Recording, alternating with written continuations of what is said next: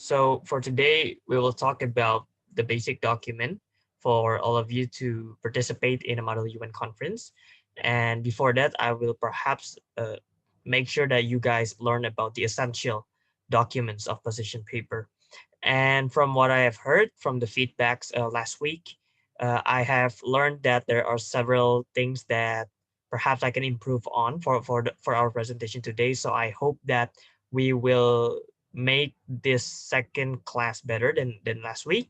And most importantly, I hope that you guys can learn something after this. Okay, so we will talk about position paper and the other preparation, and then we will talk about the homework that you guys have created. So the allocation will probably around 20 or 15 minutes. I'm not sure whether everyone can present, but I hope that the one that I choose, perhaps few delegates here, can present their opinion, a quick presentation, 2 to 3 minutes about their research, about their homework, and we can discuss about that. And make sure that you understand that this is not about being right or being wrong in doing the homework, because what I search from you guys after doing the homework is not how right you are or how not wrong you are, but I'm searching for someone who actually looks and also researches about the topic of the homework very deeply, and we can talk about what can be learned after that. Okay. And everyone, if you think that I'm speaking too fast, or if you think that I'm speaking not too clear, please let me know through the Zoom box or personally chat me through the Zoom box, and it will be much more appreciated. Okay. Okay, we'll talk about position paper. So what is position? Okay, everyone, I think I lost the signal again. So sorry. I'll try to share my screen again.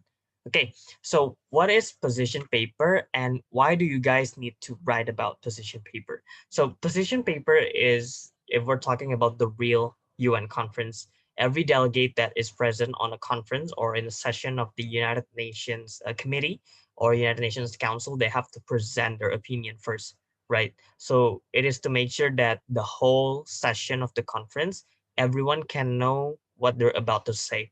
So instead of discussing it during the session, which is going to be very not effective, it is encouraged for all the delegates to submit their position paper first, and then after that, after everyone can read each other's position paper, they can finally discuss about the content of the position paper. So that is the role of position paper. It is to make sure that everyone can understand what each other's opinions are and to understand what each other is trying to solve. So it is very understandable that position paper will be very unique in each delegate because every country is different. Thus, every position paper will be different as well. So do not worry if your position paper is different with your friend's position paper, because it is how it is. It is a position paper that reflects every country's opinion, every country's policy stance. So it is definitely going to be different. Okay. And we'll talk about the why do we need to write position paper. So again, the reason why we need to write position paper is because without a position paper, it will be hard for a conference or a session to reach an effective resolution, right? Perhaps they will reach a resolution, but it is going to be have to go through a lot of sessions or UN meetings or sessions. With a position paper, each delegate can help each other because they can send and they can receive each other's position paper, and they can outline what are the most important parts of each other's position paper, right? So if it is in terms of a meeting, for example, for you to have a smooth meeting, you will definitely be enlightened, or you will definitely be reading all the materials first before entering the meeting. It's the same goes with Model UN, where you have to read each other's position paper before you decide to attend a Model UN conference. So that's the key opinion that you need to have is that I want to enter this Model United Nations conference only if I understand each other's opinions, so that I can go directly into a session without having to second guess or second thoughts whether it is an official statement from a certain country. Okay, so that is the function of position paper, but we will talk about it in a more detailed manner after this. Okay, so the definition of position paper, officially it is a paper that is prepared by the delegates and submitted to the secretariat before the conference, which summarizes the policy and also the census towards the topic. So in terms of a model UN, the secretariat here includes the chair, the board of chairs, the board of dais, and also the committee of the model UN conference. So in a real UN conference, in a real UN meeting, you will have to submit your position paper to the board of dais or the president of the meeting, for example, the president of the UN General Assembly, then they have to submit the position paper to the General Assembly president. But before that, the papers need to go to the secretariat first. The secretariat is the people working in the United Nations in the administrative section, and they have to compile, they have to receive all of these position papers from hundreds of countries' position papers, and they need to sort it out which ones are the ones that is going to be highlighted, which ones are the ones that are going to be focused on. It's going to be a debate between the secretariat as well as the board of dais. But in a model UN, what you need to know is that position paper only tells you two things. First is the summary of the policy of a certain delegate. For example, Abdur, I'm representing Indonesia, for example, for the topic of terrorism. We'll talk about terrorism again. So in case of terrorism, Indonesia puts a very strict stance in which that Indonesia will prosecute anyone who becomes a terrorist or launches a terrorist attack in Indonesian lands. Even if the terrorists are of Indonesian nationals, Indonesia will still prosecute those kinds of terrorist activities. So for this, in your position paper, you have to put that Indonesia as a country really, really puts a strict policy in terms of terrorism. We don't care if it is an Indonesian national. We don't care if it is not Indonesian national. Anyone who compromises Indonesia's security and threats Indonesia with any kind of terrorist activity will be prosecuted in Indonesian lands using Indonesian national laws. So that is the way you present your position paper. That is the very brief statement of how Indonesia looks at terrorist activities. Okay, so it is about policy. Policy is how you respond to an issue.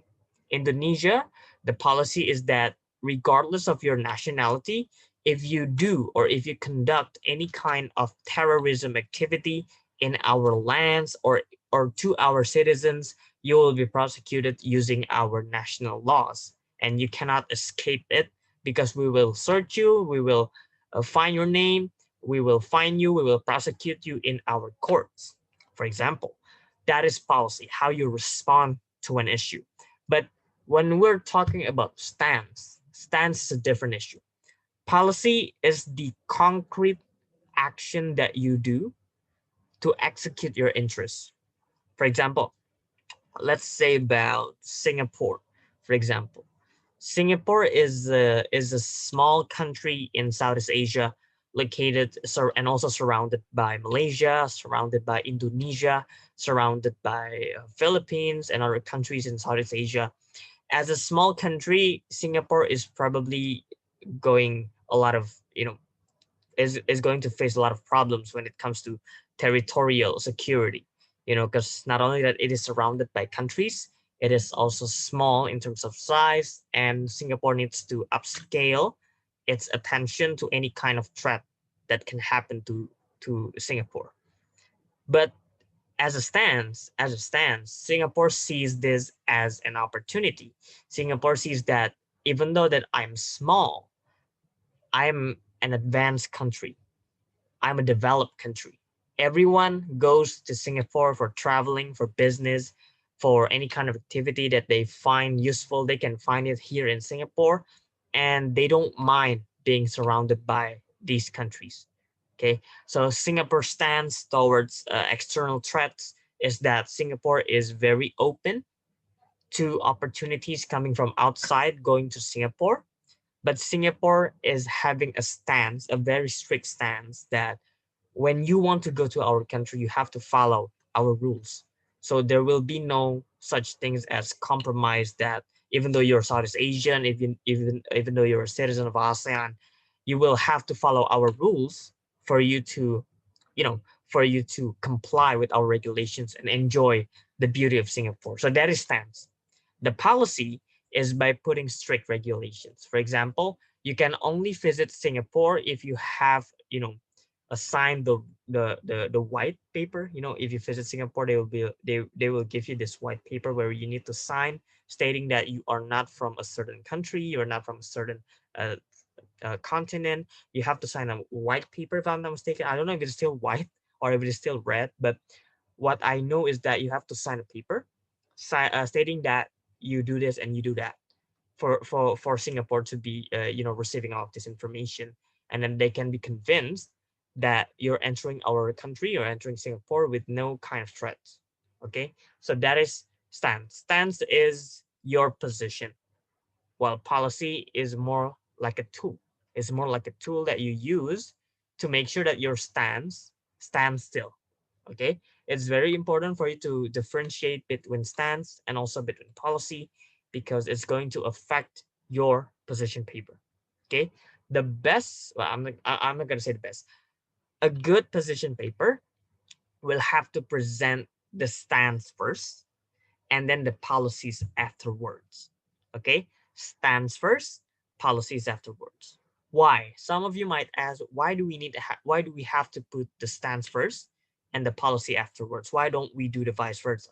The reason is that for you to understand the policy, you have to understand the stance first. Okay, Indonesia. Indonesia, for example, our constitution, the 1945 constitution, our ideology is Pancasila. Perhaps people from outside will have a hard time understanding our national principles without learning Pancasila first. For example, they will not understand the reason why Indonesia puts a religion in our ID cards if they don't first learn the first Pancasila principle, which is to say that there's a belief between our citizens that there's a oneness of God, for example. So they will have to learn from this stance first, and then they can understand the ideology. That's how you understand Indonesia. The same case goes for United States. For example, the United States in its constitution says that everyone has the right to bear arms. Everyone has the right to freedom of expression. And then once you understand the United States Constitution, it will be very easy for you to understand American policies.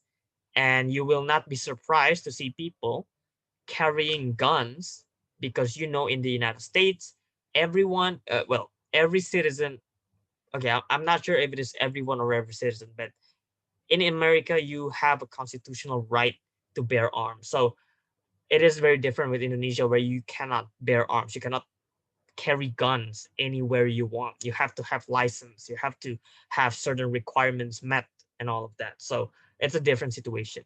America has a stance saying that anyone or every citizen, if I'm not mistaken, everyone or every citizen in America has the right to bear arms, while in Indonesia, not everyone has the right to carry guns to defend themselves. So that's how you understand the stance and policy and how you differentiate both of them. Okay. If okay, I forgot to mention something. If anyone wants to ask anything, please just unmute your mic and then just cut me during my talk. It's super okay, because I cannot see the whole participants, and I cannot see if anyone is raising their hands during a share screen mode. So just cut me in the right way and unmute your mic. Okay. Okay. We will move on to the fourth slide. It's still what is position paper. Okay. So what is position paper? Position paper is a general position paper that provides references that can describe your country's interests and also your country's policy. Okay, you have to understand that the maximum is two pages of paper. It can also be 1.5. Perhaps it could also be a one-page paper. It depends on the committee's preferences. I have been in an MUN where they can where they only instructed us to send a one-page position paper. I've also been in an MUN where the committee allowed us to make a three-page position paper. So it depends on the requirement. Okay, the content, it's simple. National stance. It's not stand. It's a typo. It's national stance towards the issue or the topic that will be discussed in the conference. Okay, when and where the position paper must be submitted before the conference. Okay, if the conference is on January 31st, for example, the deadline of the position paper will definitely be before January 31st, because the committee will have to assess and also will have to compile all the papers, saying and also looking which delegates do not do their position paper and which delegates finish their position paper, because this will influence your scoring sheet, right? Your scoring sheet to be awarded with the available awards, whether you're a best delegate, whether you're most outstanding, honorable mention, and all that. It will be determined by how committed you are during the position paper process, as well as the conference. Okay, your competence, your skills, your performance will be assessed holistically, and then one aspect of that is position paper. Okay, so the next one, why do we need to write position paper? Previously, I have already mentioned the fact that it will be hard for you to understand each other's position paper or policy without seeing the position paper. The fact of the matter is that in Model UM, it won't be always possible for you to see each other's position paper. Okay, what would be the reason of that? The reason is that not every committee of the MUN conference allows everyone to see each other's delegates, but there are some MUN conferences that allow delegates to see each other's position paper in order for you to, you know, look for potential partners or potential block partners when you want to conduct a blocking process. Okay, we mentioned earlier last week that block is a group of countries that share the same interests.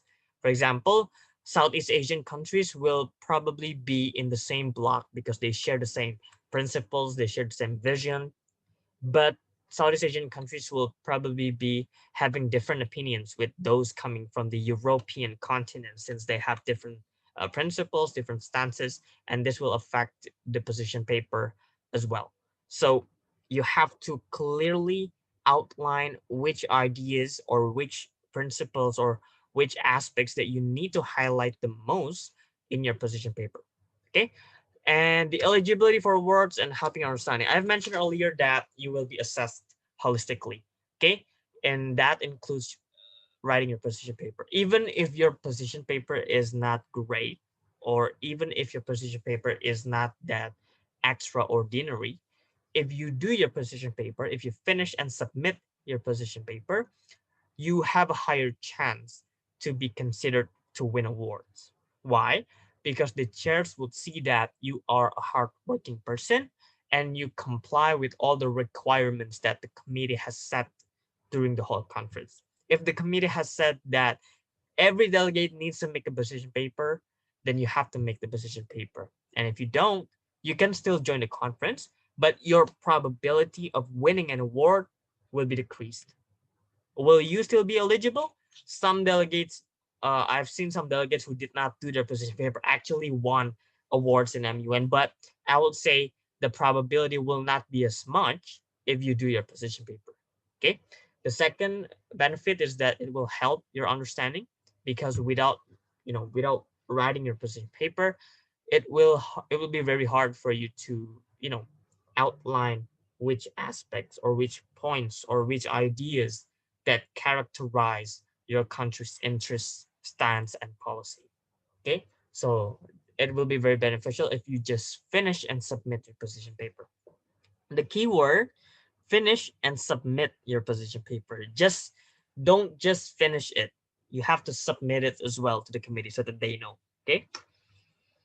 Okay. The next one, position paper structure. So there are four structures, right?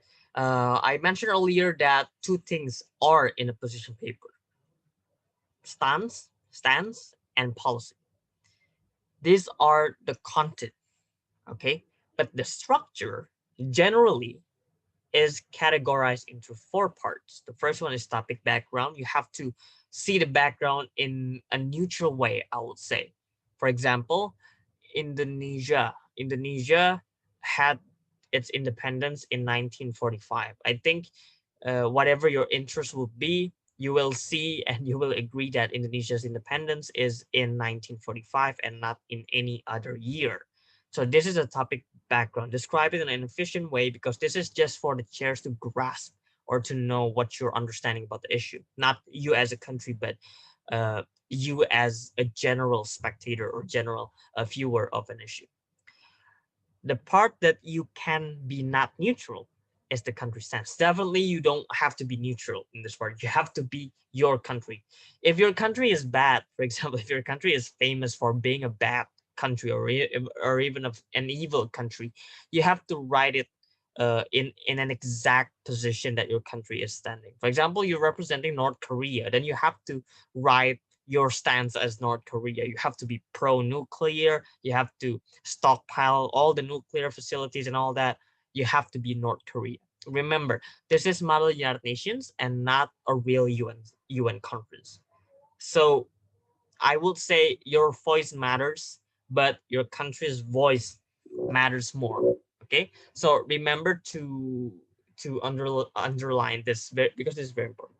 Okay, so the next one will be past action. Past action is not past actions done by your country only. You have to mention the actions done by the United Nations itself, the committee that you are allocated into, and also analyze the loopholes and what made them fail or success, and what your stance. Are you going to support the same actions that have already been done in the past, or are you trying to propose something new? This is something that you need to assess and also analyze in the past action structure. Okay, but remember that past action comes first, and then you go to country stance. Okay, and then you go to solution. Solution is where you provide the best mechanism, the best way to solve the issue. Okay, I would say solutions have to be based on your country stance. It has to be based on the status quo, which is the situation that is currently happening. It also has to be based on the past actions that have been done by any interested party in a certain issue. For example, nuclear terrorism. Has there been a convention that talks about nuclear terrorism? You have to put that. If there has not been any convention, then your solution can be to make a convention. If there is already a convention on nuclear terrorism, what you can do is that as a solution, perhaps you want to make revisions, or you want to even repeal the convention and replace it with something new. It has to be based on the past actions. Past actions mean the facts and also all the situations that have already happened. You make that as an assessment sources for your position paper. Okay, so remember the karmas. Karmas are the karmas stand for questions a resolution must answer. Which resolution? The draft resolution, final resolution. So you're gonna have a resolution at the end of the last session, right? And that resolution has to answer a list of questions, and those questions are called karmas. Karmas are questions a resolution must answer.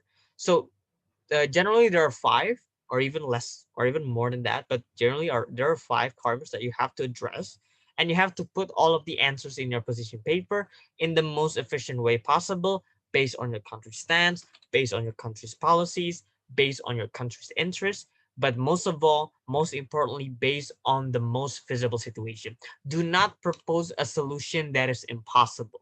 Okay, propose a solution that is realistic, but at the same time still assesses the other visible aspects that you need to consider. For example, you want to make a new convention, but the fact of the matter is that convention takes a lot of time to make, and then a threat is already underway.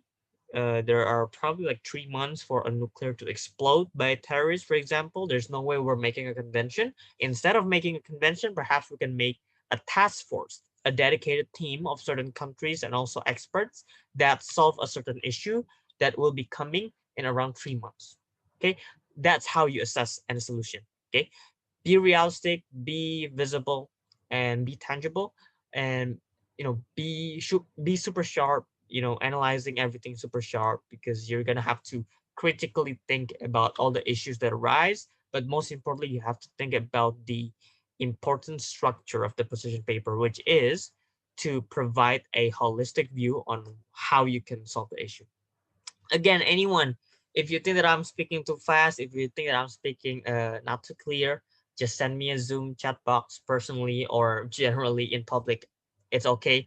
Tell me, and I will perhaps slow down my voice. Okay. What makes a good position paper? There are three actually. First one is on track. Why would I say on track? Because it follows the mechanism and procedure.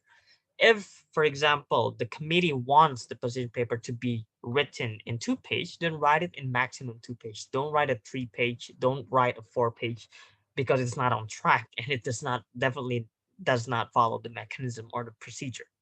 Comprehensive means that you have to include all the backgrounds, you have to include all the national policies and also international actions, past actions, and also the solution. Comprehensive means it includes everything that is necessary in a position paper. Okay. Precise means it's not too long, it's not too complicated. The choice of words is clear, and you're making a very good position paper that anyone can understand, not only international relations specialists. Anyone can understand something just by reading your position paper, regardless of your background, law, international relations, economics, and all that. Even if you're not from coming from those majors, you can still understand your position paper. That is the indicator of a good position paper is. Okay. So that is precise. Give a clear mechanism and also argument. Don't be too complicated. Remember that this is only a position paper. You can still elaborate in more details in draft resolutions or in working papers. Remember that it is a position paper. Make sure that it only highlights the most important aspect. Okay. Okay, next one is when doing research, you need to search. Okay, we have 20 minutes left. I hope we can have some time for the discussion. Okay, country profile, definitely you have to know your country. If you think that Indonesia is not located in Southeast Asia, that means that you're not researching more. You have to know your profile of the country. You have to know where your country is, because we're talking about geopolitics, where your location, your country's location matters, and it affects pretty much your national policy. Okay. And in the status topic background and status quo, you need to understand what is currently happening, what was happening, and what will happen if we don't do anything. Assess that in a holistic manner, and then you can grasp the status quo, and also most importantly, how you will see the issue in 5 year and 10 year. That is all based on your holistic review of the event and the issue. Okay. The past international actions definitely could be United Nations, it could be a regional organizations, it can be anything, as well as it is conducted internationally by a group of countries. Okay. The past convention, this is most importantly about the international treaties. Remember that it only covers conventions that can affect your country policy. Okay. Only analyze conventions or treaties in which your country is a member of that treaty. Perhaps some of you who do not come from the law background might have a hard time understanding this, but what you need to understand is that a treaty can only be applicable, it can only be done in a certain country if that country agrees to be a member of the treaty. Okay, if a country does not agree, then the treaty cannot be applicable in that country. I hope you understand that. So you can only be a member of a treaty if you agree to it. If you don't agree to it, then no one can force you to do what the treaty says. Okay, so the next one is policy. Policy is different with convention. Convention in is a situation in which your country is a member state to, or in which that your country is the one ratifying the convention. Policy is more your national interest. What would you see on the outside? How would you adopt that in your national policies? That's how you make your country policy visible, especially in a position paper. The last one, most importantly, and I believe every chair can agree on this, is that your solutions need to be the snow piercer of the position paper. I would say the highlight of your paper needs to be on the possible solutions. apart from your national policy and also the other aspects in position paper. Why would I say that? Because the reason why the name is position paper is because you are positioning yourself in a certain position in which that you endorse a certain solution. Okay, so you have to have a position that is clear. You have to support a solution that is based on your position. In that way, we can talk about the content of other position paper as well. Okay, I hope everyone understands that. Quite complicated, I know, but it can be learned in a consistent way. Okay, so build a comprehensive solution, 5W1H basically ya. 5W1H, what are the W's and what are the H? What's the H? The W's are six, the what, why, where, when, who, how. I believe you guys learned this in elementary school. There is no need to cover all of this. Make sure that you understand everything is included. Okay, next one is special tips out of the box, enrich your data. What's the meaning of out of the box? It means that you research in a way that nobody can. Okay, so you're being the best among the others and you have to. Okay, you don't have to be the best, but you have to position yourself as the best when you are starting something. Okay, that means giving something out of the box, giving a solution that has never been taught before, giving a solution that has never been done before. That is how you create a position paper that is out of the box. Other than that, you have to enrich your data because your mouth can speak anything, but if it is not backed by data, nobody would believe you. Okay, nobody will be convinced of you. You have to have data, you have to have facts, you have to have certain information in which anyone can understand about something. Okay, okay, it's time to check your homework. I'm gonna stop share for a second. If anyone is brave enough to share their homework, please feel free to open your mic. This is one of the times where you learn how to be brave. You know how to be the first participant. I believe it will be highly appreciated by the committee and also by me as well. Is anyone willing to share their homework?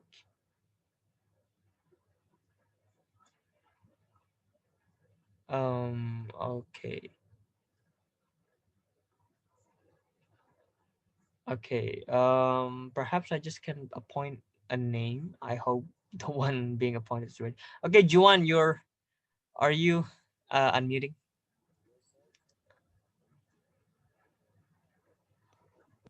Juan, Juan Hello? first. Yeah, Hello? sure. Yeah, sure. You can share your homework. Well, okay. Um, the whole secret of successful life is to find out what is one of these they need to do and then do it.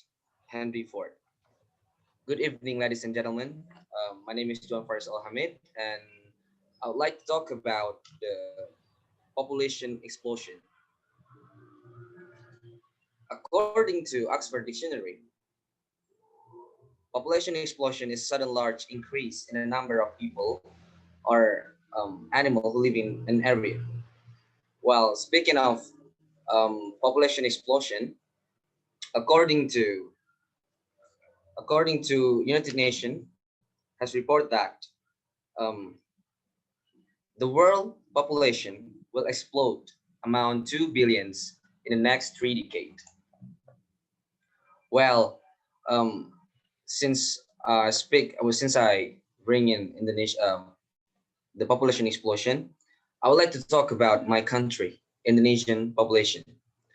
According to Indonesian population and civil record, on June 30th, 2020, we have amount 2 million, 2,068,000 people who live in our country.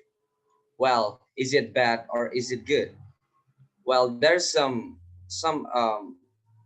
there's the several effect that um, the effect of population explosion. Well, um, For instance, unemployment. Unemployment is due to increase in a population demands for job and employees also increase. But lack of resources, unemployment, opportunity is the issue. Poverty also is the effect of population explosion. So what caused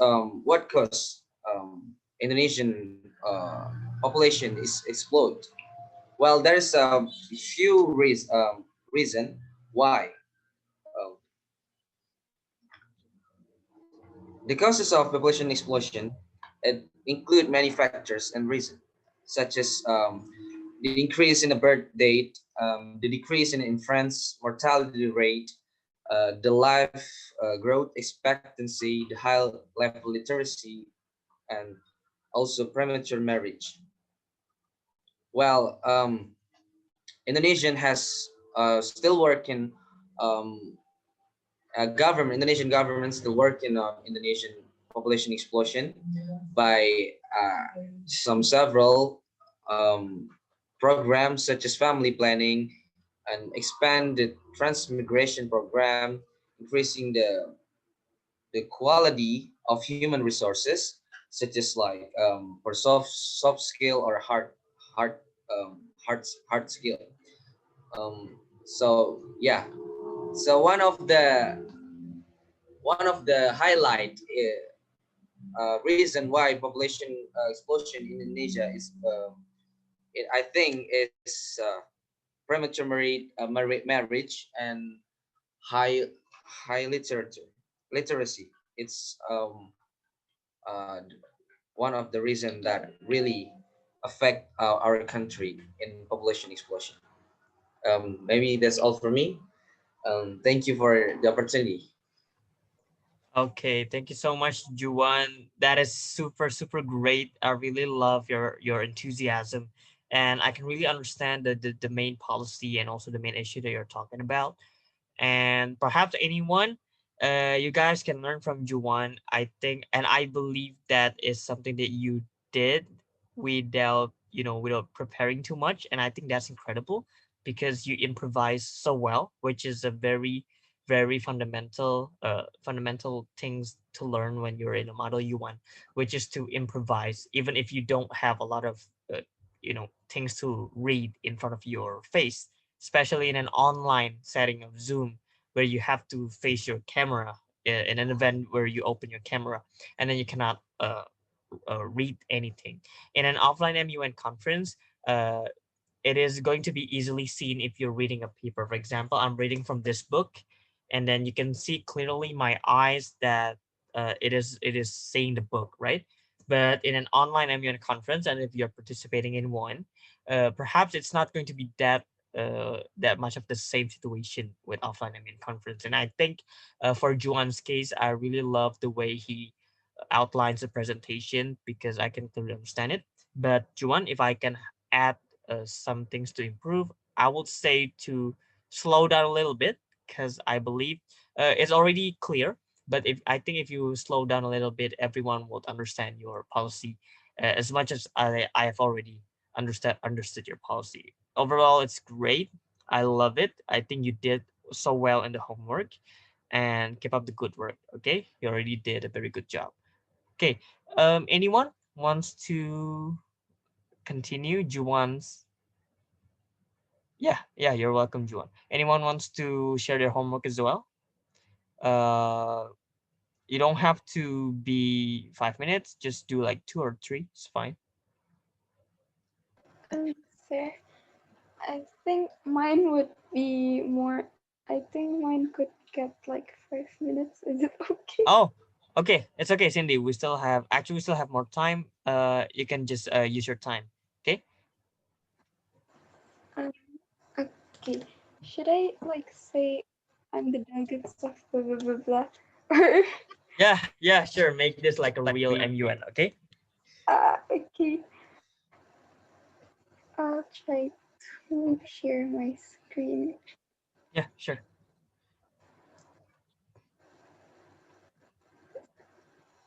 Can you share your screen?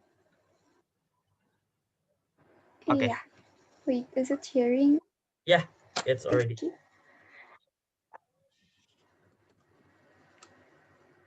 Okay. Wait, should I just put it down here? Okay. Is it unmoderated or moderated, sir? Let's just assume that this is unmoderated so that you're free to say anything.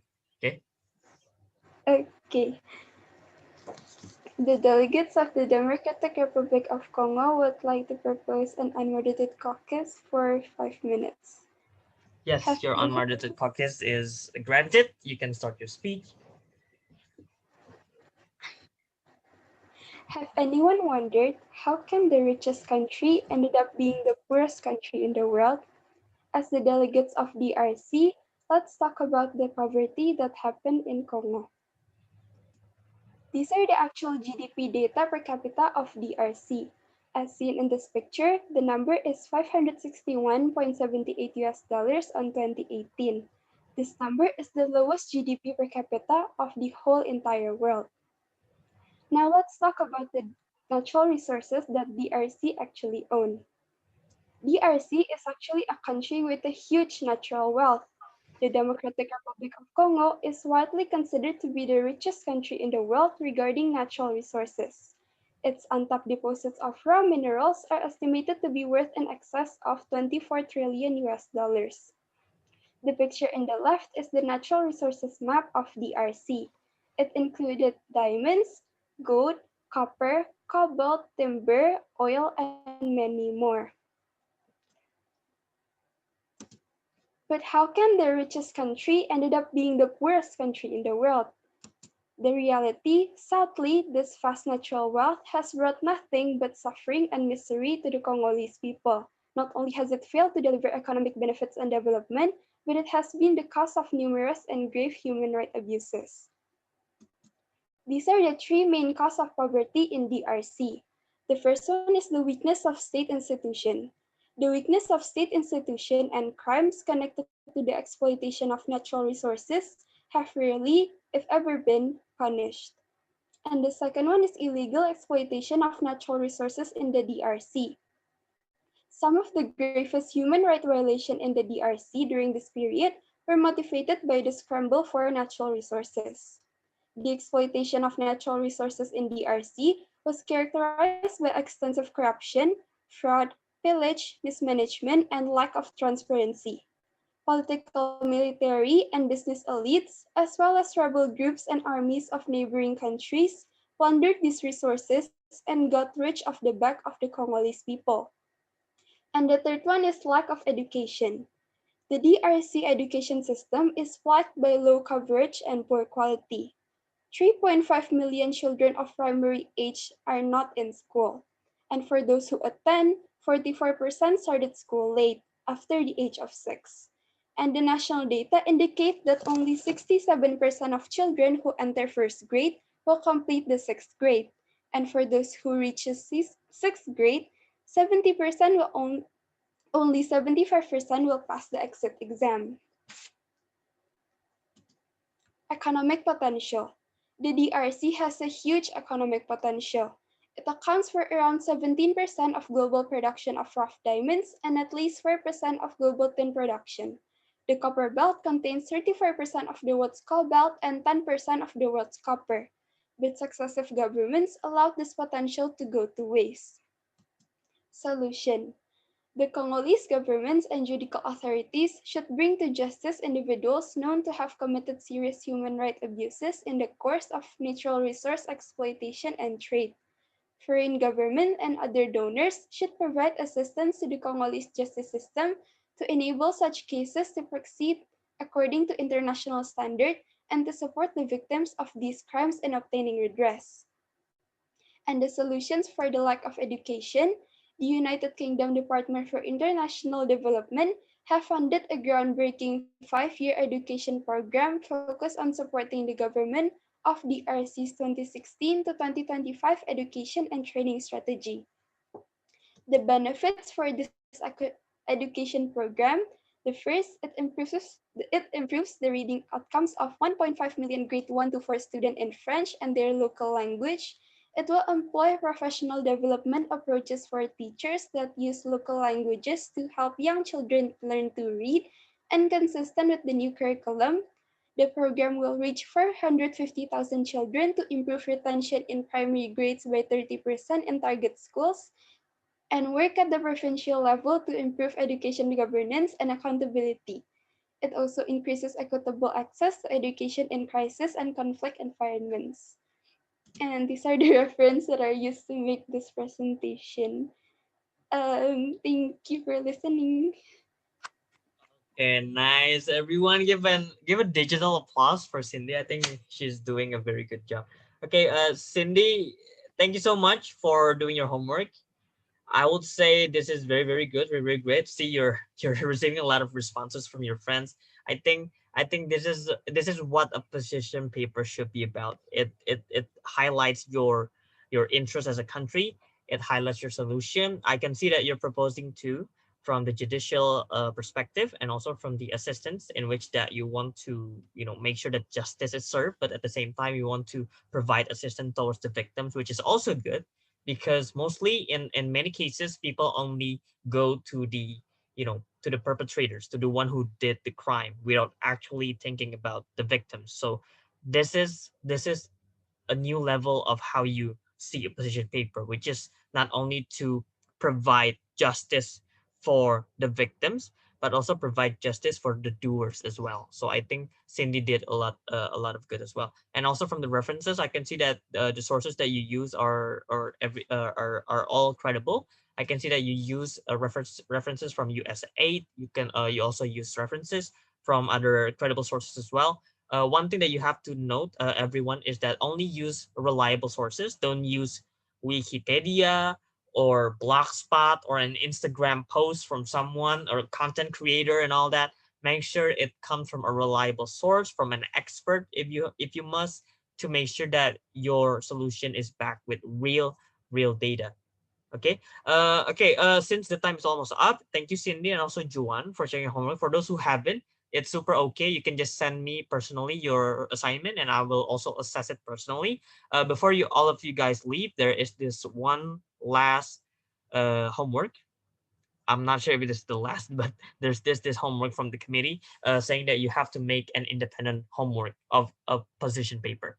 So you have to make a position paper and make sure that you make it based on the instructions that I've just shared with all of you guys. Okay, I'm not putting a maximum page. I would say 2 pages will be great, but if you want to do one, if you want to do three, it's super fine. Perhaps the committee will provide more information on this. I believe they have the more detailed one of the instruction. You will have to make it as a base for your speech later. But before that, just make a simple position paper, and then after that you can make your speech based on this position paper. Make it super simple, super, you don't have to be too much complicated. Make it simple, just like what Cindy made. But what Cindy made was in the form of presentation. What you have to do is just to revert it to in the form of a paper, and then you can I believe you can do what just Cindy did, which is super awesome. Okay, that will be all for today for the second class. I will see you in the next second class, in the third class, and then we'll talk about the position paper as well as speech. Okay, thank you everyone. You guys can leave, and we will see you at the next session. For the homework, should I send it to your email or how should I send it to you? All right. Thank you, Diane, for the question. The committee will provide more information on that. And I make sure that it is sent tonight. Okay. Okay. Thank you, Diane, for the question. Anyone who still has a question, you can just ask me personally or on the group, and I'll make sure it's answered as soon as possible. Okay. You guys can leave. Good afternoon. Have a nice rest. Thank you, everyone.